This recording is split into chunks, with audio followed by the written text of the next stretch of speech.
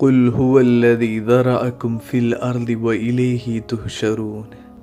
ഈ ഒരു ആയത്തിലൂടെ മനുഷ്യൻ്റെ മുഴുവൻ ജീവിതകഥയും അത്യന്തം ചുരുങ്ങിയ വാക്കുകളിൽ പറഞ്ഞു തീർക്കുന്നു.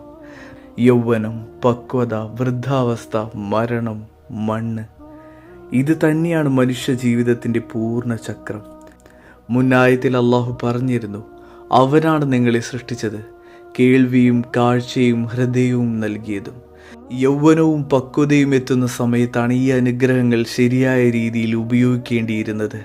ജീവിതം വളരെ ചെറുതാണ്, യൗവനം സ്ഥിരമല്ല, വൃദ്ധാവസ്ഥ ഉറപ്പാണ്, മണ്ണിലേക്ക് മടങ്ങൽ സത്യമാണ്, പിന്നെ പുനരുദ്ധാനവും. ഇനി സമയം കുറവാണ്. അഹങ്കാരവും അവഗണനയും വൈരാഗ്യവും ഇവിടെ അവസാനിപ്പിക്കണം. കേൾവിയും കാഴ്ചയും ഹൃദയവും ഇനി ശരിയായ ദിശയിൽ ഉപയോഗിക്കണം.